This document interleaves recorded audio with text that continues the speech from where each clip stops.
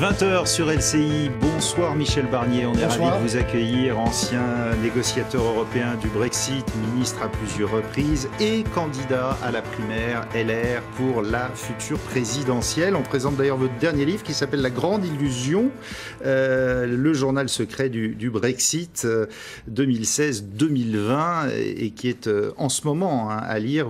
On est au cœur du réacteur du processus européen. Dans ce livre d'ailleurs, que je vous remercie de citer, que j'ai écrit au fur et à mesure pendant 4 ans, tout au long de cette très longue négociation, j'ai appris une chose qui est probablement utile dans d'autres circonstances, notamment en France en ce moment, c'est que pour l'unité des 27 pays de l'Union européenne, que nous avons cultivée pendant 4 ans, et l'unité aussi chez nous, il faut du temps et il faut du respect. Voilà, c'est une chose que j'ai apprise pendant cette négociation. Bon, en comparaison avec la France, vous allez nous le dire dans un instant. Vous l'avez compris, d'ailleurs. Justement, Emmanuel Macron a serré la vis en début de semaine. Il est apparu très présidentiel pour annoncer tout un tas de mesures et puis conclure avec cette phrase. Loin de ce qu'affirment certains et qui font commerce de cette pandémie pour gagner des parts de marché politiques, jamais dans notre histoire, une crise d'une telle ampleur n'a été combattue de manière aussi démocratique.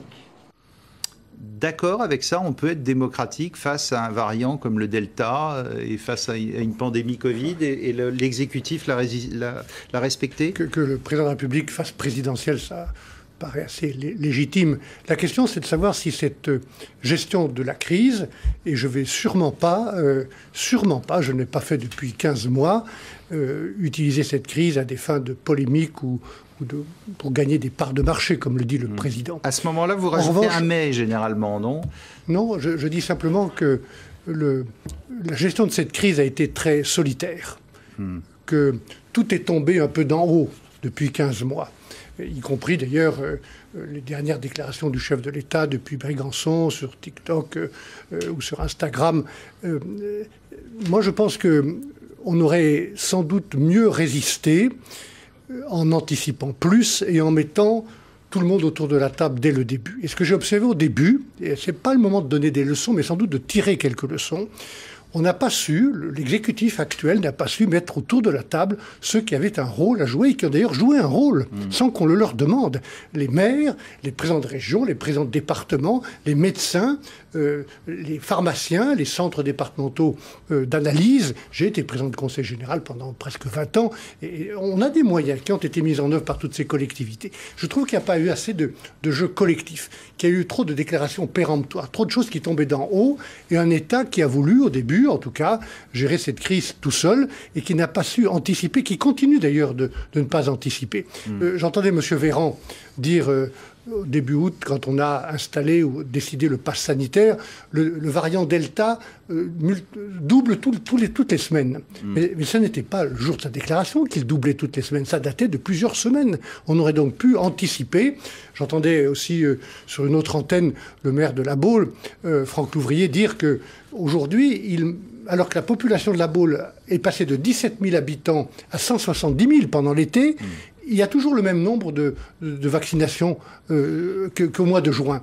Donc il y a un problème d'anticipation des situations qui fait que nous avons... Vous auriez fait mieux si vous étiez aux affaires ? Vous auriez consulté à tout va ? Qu'est-ce que vous auriez fait ? J'aurais fait ce que la chancelière allemande a fait, mieux que ça n'a été fait en France, mettre tout le monde, tous ceux qui avaient un rôle à jouer dans une crise aussi grave, qu'on a d'ailleurs sous-estimée au début. Vous souvenez-vous des premières déclarations des anciens ministres de la Santé disant qu'on était protégé, que le virus n'arrivait pas.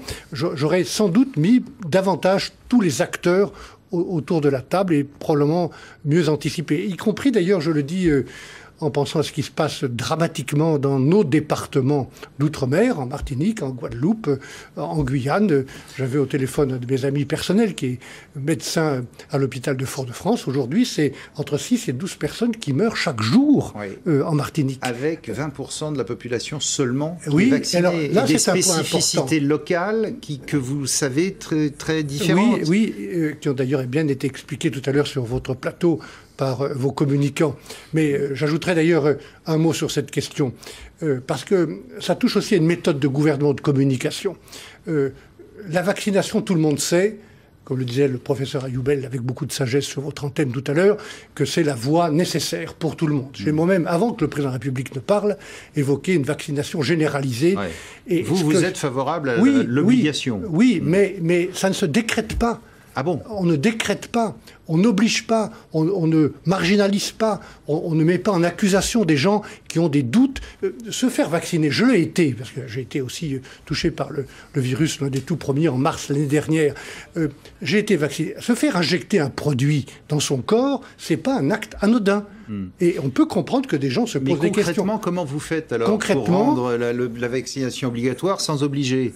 Concrètement, on fait preuve de pédagogie, on anticipe et on met tout le monde, tous ceux qui ont une parole, qui peuvent être écoutés, en position d'agir, d'expliquer, de convaincre. Je veux dire par là que beaucoup de Français ne veulent pas, ils défilent d'ailleurs parfois avec des arguments qui ne sont pas acceptables.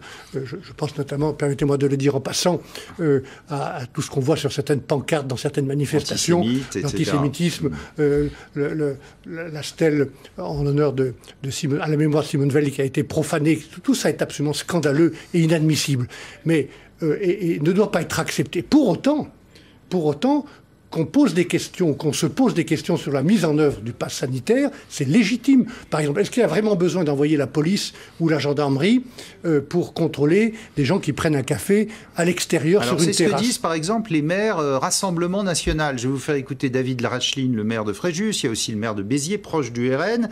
Ils disent ça, nous, notre police, elle a mieux à faire. Écoutez-les. En pleine saison estivale comme dans ma région, qui est éminemment touristique, comme vous le savez, on est en train d'interdire à un certain nombre de gens, au prétexte qu'ils ne sont pas vaccinés, qu'ils n'ont plus le droit d'aller boire un café en terrasse ou d'aller déjeuner en terrasse toujours, alors qu'il y a des dizaines de milliers de personnes sur les plages et que là, il n'y a pas de passe sanitaire.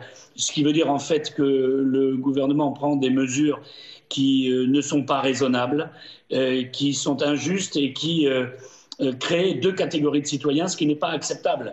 C'est pourquoi moi, je l'ai dit, la police municipale de Fréjus ne participera pas à cette mascarade, à ce flicage généralisé. Je m'y refuse. Bon, d'accord avec ça, parce que c'est presque de la désobéissance contre le gouvernement, ça. Je viens de vous dire, avant même d'entendre ce maire du Front National, que dans la mise en œuvre du pass sanitaire et de cette obligation de vaccination qui ne veut pas dire son nom, mais qui est nécessaire, je trouve qu'on devrait faire preuve de plus de doigté, de pédagogie et faire des choses utiles. D'une manière générale, je pense qu'il manque depuis quelques mois une vraie campagne de santé publique dans ce pays, mobilisant tous les acteurs, notamment les médecins privés et publics, les pharmaciens, pour tous ceux qui peuvent parler et convaincre. Et ce n'est pas encore une fois des déclarations sur TikTok ou sur Instagram qui peuvent faire office de campagne de santé publique. Et je pense aussi que sur la vaccination, qui est d'intérêt national, c'est de la sécurité publique dont on parle, il y aurait des raisons de jouer plus collectif. Et pour l'exécutif, d'essayer, avec du respect, je reprends ce mot qui est important, de construire un consensus. En tout cas, un accord entre toutes les forces politiques et les élus locaux. Mais il existe un peu ce consensus. Vous n'entendez pas, par exemple, le Parti socialiste, même les Républicains chez vous, même Jean-Luc Mélenchon dire vacciner, il ne faut pas le faire. Il est là, ce consensus. On sent qu'il n'est pas très loin. Oui, mais constater que la vaccination est nécessaire est une chose. Expliquer à tous ceux qui doivent être convaincus et qui manifestent dans la rue, presque chaque samedi plus nombreux, qu'ils ont intérêt, que les vaccins sont sûrs, qu'on a éradiqué des maladies. Mais on n'arrête pas de le dire. Qu'on a éradiqué les chaînes d'infos, on parle de ça en permanence. Oui, peut-être ce n'est pas ceux qui doivent le dire qui le disent, de telle sorte qu'ils soient entendus. On a éradiqué des maladies très anciennes dans ce pays en obligeant à la vaccination de nos enfants. Et donc c'est un peu la même chose. Oui, c'est la variole et d'autres maladies. Donc c'est la même chose. Ces vaccins sont sûrs, ils ne présentent pas de risque. Il faut que des gens compétents et respectés, peut-être pas les politiques, se mobilisent et soient mobilisés pour le dire ensemble. En tout cas, je pense que c'est un sujet suffisamment grave dans les mois qui viennent.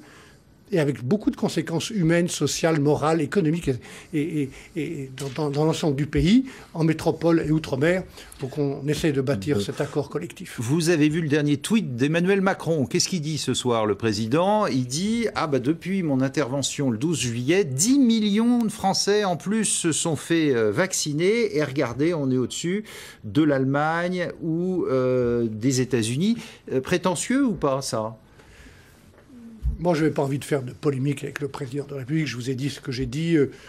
J'ai vu ce tweet repris par tous les gens de la majorité, les ministres, comme si c'était une seule personne à la tête de l'État qui pouvait venir à bout de cette crise. Franchement, le problème de ce pouvoir, depuis maintenant 4 ans, c'est que c'est un pouvoir solitaire.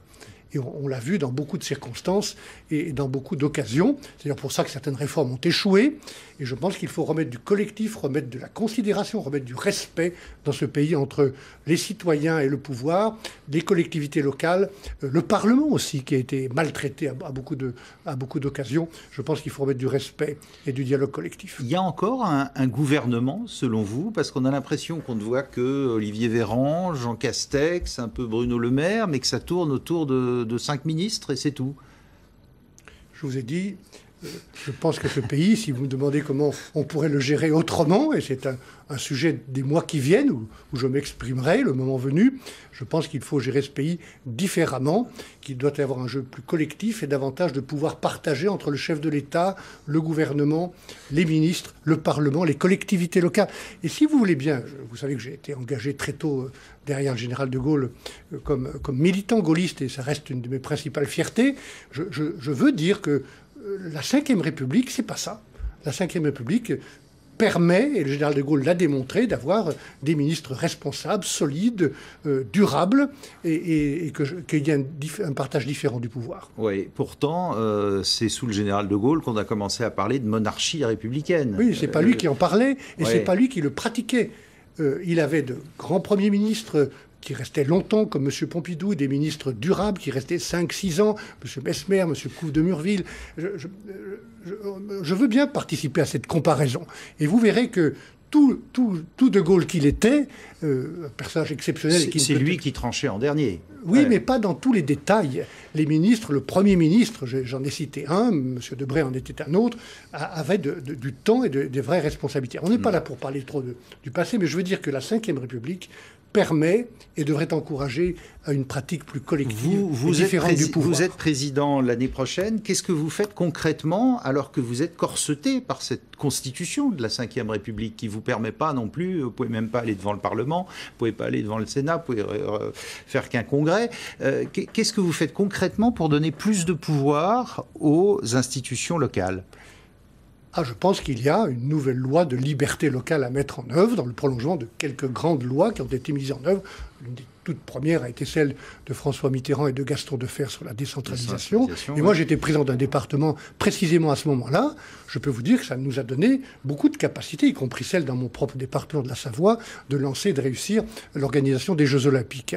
Je dis ça en passant, en souhaitant tous mes voeux à Paris et à la France pour les prochains Jeux Olympiques de Paris en 2024. Mais il y a plein de choses à faire pour mieux préciser, clarifier les responsabilités et faire davantage confiance aux régions et départements dans le domaine de l'accueil des personnes âgées, de l'accueil des handicapés, de l'emploi, du logement. Le moment venu, avec nos équipes, nous ferons ces propositions.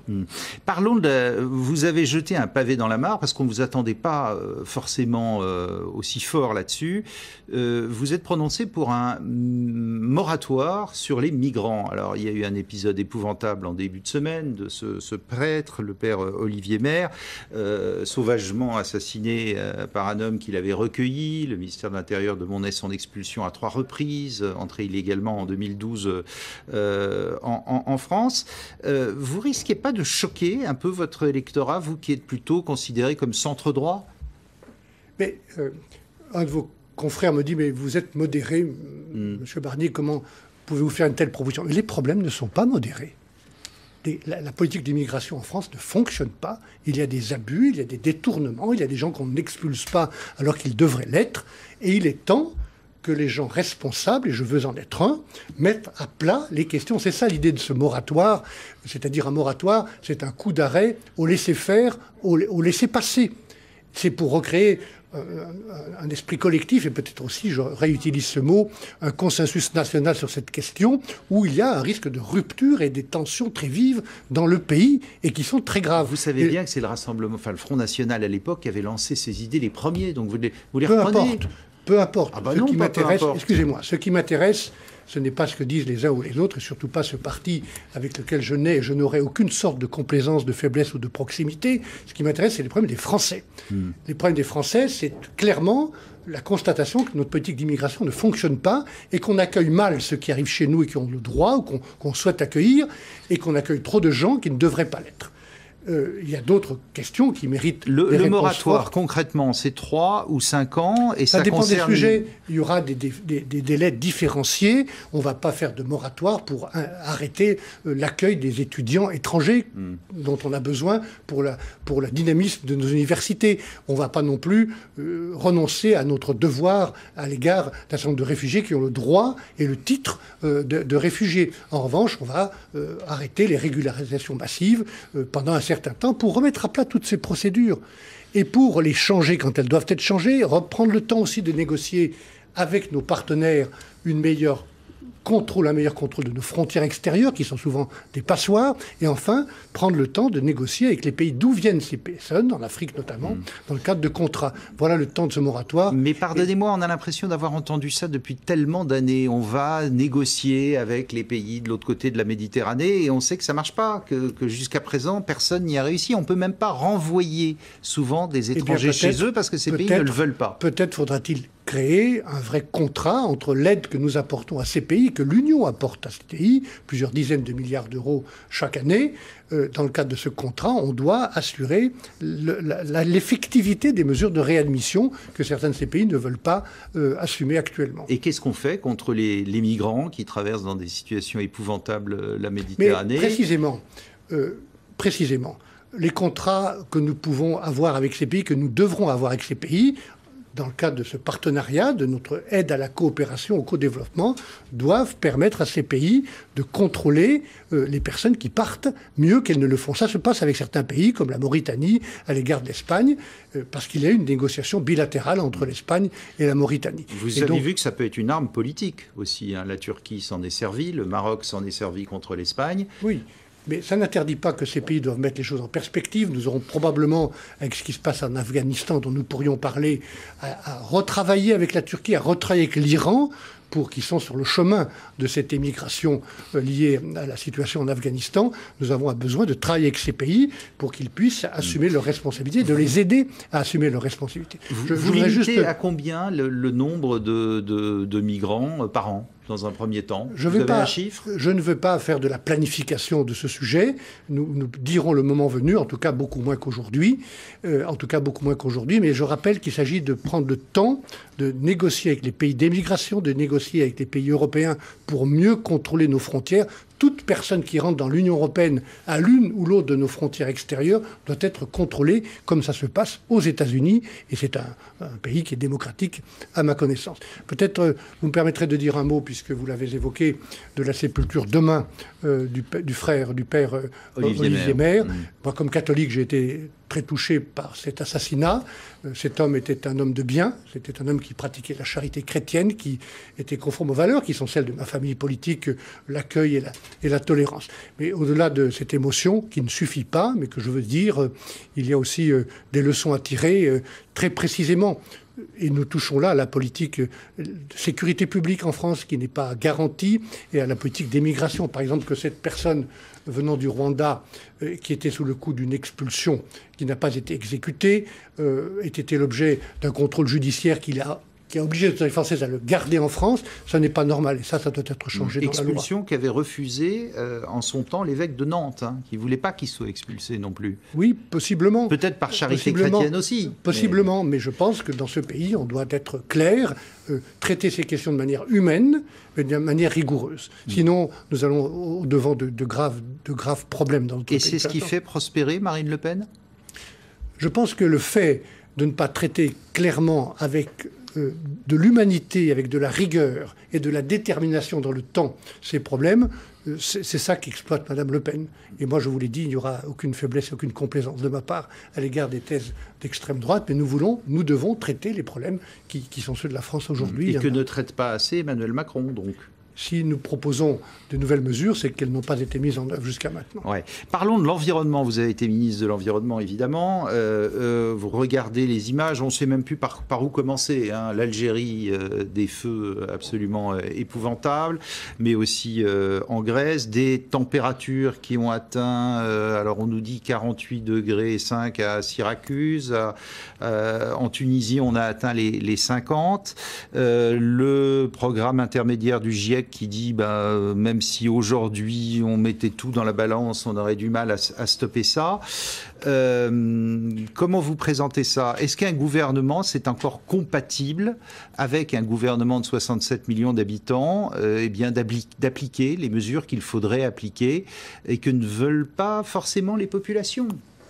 Et là encore, nous sommes dans le contrat plutôt que la contrainte et l'idée que je crois juste et que j'ai mise en œuvre lorsque j'étais ministre de l'Environnement, que l'on doit faire ces changements, cette adaptation avec les gens et pas contre eux ou sans eux. On sait qu'il y a des problèmes de pollution dans l'agriculture. Vous devez changer. Les agriculteurs n'ont pas attendu qu'on le leur demande pour s'adapter, pour faire face à ce changement technologique et technique. Mais on doit le faire avec eux, pas contre eux et sans eux. C'est la même chose pour les entreprises et la même chose pour les citoyens. En tout cas, la réalité, elle est celle que le GIEC, c'est un peu techno, mais c'est un rapport international commandé par un groupe, par les Nations Unies et qui mobilise des centaines de scientifiques respectés. Ce qu'ils disent, moi, m'a été dit par les mêmes scientifiques. À l'époque, c'était l'Orstom, maintenant c'est l'IRD, lorsque j'étais ministre de l'Environnement, que j'étais allé les voir au pied des glaciers tropicaux en Bolivie. Et d'autres observations sont faites en Afrique ou en Indonésie.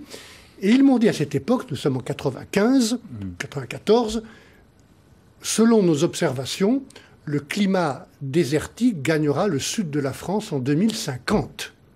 Et nous y sommes. Ce que dit le GIEC aujourd'hui, c'est que en 2050, dans 20 ans, dans 25 ans, on va subir 1,5 degré à 2 degrés de plus. Et ça, je le dis très franchement, et tout projet présidentiel, quel qu'il soit, doit être fondé sur cette réalité. Ça change tout. Nos habitudes de cultiver, la viticulture, le temps des vendanges a été accéléré de 4 à 6 semaines. Mais ça, selon tout le les monde est régions. d'accord. Mais oui. par exemple, l'Europe qui dit fin des voitures thermiques 2035. Vous avez vu les oppositions? Vous avez vu les gens qui commencent à dire attendez, c'est pas possible. Les gilets jaunes, c'est parti de quoi? C'est parti d'une augmentation des taxes de pétrole. Et donc nous devrons prendre notre part à cet effort collectif pour appliquer les accords de Paris, réduire les émissions de gaz carbonique. De ce point de vue-là, permettez-moi de vous le dire, la France a un atout, c'est le nucléaire. Et donc je voudrais bien que, si l'on parle sérieusement de cette question, et moi j'en parlerai très sérieusement, on dise qu'il n'y a pas de bataille gagnée sur le changement climatique ou contre le changement climatique sans préserver la part de nucléaire que nous avons. C'est polémique tout ça, parce que qu'est-ce qu'on fait des déchets Oui, bien sûr, mais on peut avoir un accident avec un pays comme la France qui a 58 réacteurs nucléaires et c'est une région entière qui est Il faut savoir ce que l'on veut. Il faut s'assurer avec les autorités de sécurité, avec les gens qui construisent ces centrales, de leur sûreté, continuer la recherche sur le traitement des déchets, avoir des centrales peut-être plus petites, mais on doit préserver cette part du nucléaire, ce qui n'interdit pas, d'ailleurs permettez-moi de vous le dire, de développer les énergies renouvelables, notamment le solaire, auquel je crois, la biomasse et d'autres énergies, l'énergie hydraulique. J'ai un doute, pour tout vous dire, sur les éoliennes, notamment en mer et dans d'autres territoires ruraux qui massacrent beaucoup de paysages et qui font fi de la biodiversité, comme je l'ai vu l'autre jour dans la baie de Saint-Brieuc. Je pense que les choix ne doivent pas être idéologiques. Là aussi, il faut faire un travail pour mettre ensemble les gens. Ce que j'appelle une écologie humaniste et concrète, ça passe avec, il faut limiter par le dialogue. La voiture individuelle, il faut arrêter autant que possible l'avion à tout bout de champ, par exemple. Oui, je pense qu'on peut faire des efforts pour prendre moins l'avion. C'est encore une leçon peut-être qu'on tirera de cette crise.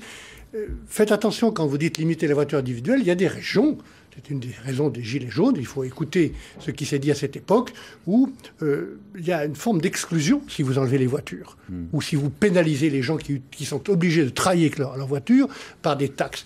Nous parlions du Brexit. J'ai beaucoup, dans ce livre, décrit la négociation, mais essayé de comprendre aussi pourquoi les gens ont voté contre l'Europe. Même si l'Europe n'est pas responsable de tout, il y a dans beaucoup de régions britanniques un sentiment qu'on rencontre chez nous. Le sentiment d'exclusion, le sentiment d'être abandonné, le sentiment de ne pas être écouté ou d'être taxé. Donc je recommande de faire attention à ce sentiment. Bon, il nous reste quelques minutes. La primaire, ça va arriver très vite, la primaire à droite, dont vous allez faire partie. Vous êtes 5 je vous le dirai, je vous le dirai le moment venu. Oui ou non? Non. Mais je ne vais pas le vous dire ce soir. Non, bon, vous auriez pu. Non, ne soyez pas impatient. Ne soyez pas impatient. Moi, pour l'instant, j'ai décidé, comme je l'avais annoncé il y a plusieurs mois, de prendre le temps d'écouter les Français. Et je suis allé dans une dizaine de régions. Mais les autres aussi, oui, très bien. Aussi. Très bien, que chacun fasse son profit de cette écoute. En tout cas, tous les jours, j'écoute des Français et tous les jours, j'apprends des choses ou je comprends mieux des choses qui me seront utiles pour un projet que je pourrai présenter aux Français le moment venu. Vous n'êtes pas le favori dans la primaire, qu'il va falloir remonter beaucoup de points face à une Valérie Pécresse, face à un Xavier Bertrand, voire même face à Wauquiez. Comment vous allez faire concrètement ? Je vous remercie de vos encouragements et de vos conseils. Non, ce sont pas des conseils, c'est des questions. Moi, je n'ai pas l'intention de me livrer à des polémiques et des surenchères avec Valérie Pécresse, Laurent Wauquiez ou Xavier Bertrand. Ce que je sais, c'est que nous aurons besoin d'être tous ensemble. Il n'y en aura plus qu'un. À l'arrivée, il n'y en aura plus qu'un. Oui. Il y aura un seul chef d'équipe. Le paradoxe de cette famille politique qui est la mienne, qui a toujours été la mienne, celle des Républicains, de la droite républicaine qui travaille avec le centre, c'est que nous avons gardé malgré tout, beaucoup de militants, que je veux d'ailleurs remercier. Nous avons énormément d'élus, encore de plus les régionales et départementales. Nous avons beaucoup de personnalités capables de constituer un vrai gouvernement, solide, professionnel, compétent. Et nous avons une difficulté pour désigner un chef d'équipe. Donc on va avoir un débat. Moi, je n'ai pas peur du débat. Je ne suis pas un fanat des primaires.